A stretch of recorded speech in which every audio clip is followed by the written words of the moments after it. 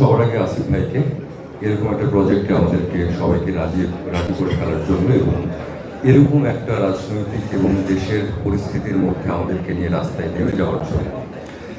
একটা অন্যরকম সময়ের কথা আমরা বলছিলাম যে 5ই আগস্টের পর সবকিছু একটু অন্যরকম, আইন শৃঙ্খলার কথা বলি বা থানাগুলো বলি, নাথিং ইজ ওয়ার্কিং।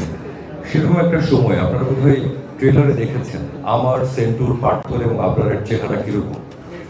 তো এরকম চেহারার 4 জন মানুষ হাতে পিস্তল এবং একটা মাইক্রোবাসে করে আমরা ঘুরছি, রাতের বেলা শুট করছি, সেটা একদমই খুব মানে সেফ একটা এনভায়রনমেন্ট ছিল না।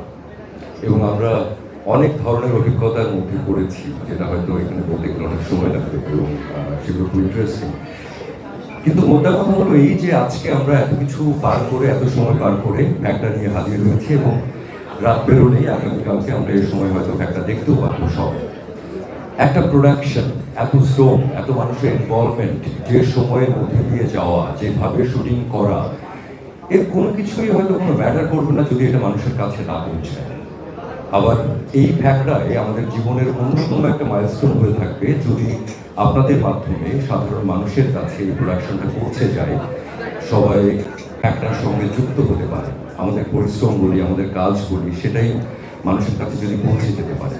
তো সেই প্রত্যাশা থাকলো এবং ধন্যবাদ আসিফ ভাইকে, আমার প্রত্যেকজন কো অ্যাক্টর এবং পেছনে যারা ছিলেন, সিনেমাটোগ্রাফিতে শাকিব ভাই থেকে শুরু করে, লাইটে জাকির ভাই থেকে শুরু করে, আমাদের প্রডিউসার যেরকম একটা সময় বলেছে চল শুটিংয়ে যায়, যেটা খুবই অন্যরকম একটা অভিজ্ঞতা ছিল। সবাইকে অনেক ধন্যবাদ এবং ধন্যবাদ বঙ্গকে যে ফাইনালি আমরা বঙ্গের মাধ্যমে এই ফ্যাক্টটা নিয়ে হাজির হয়েছি এবং আপনাদের সবার মাধ্যমে অ্যানাউন্স করছি যে আমরা মুক্ত হতে চলেছি।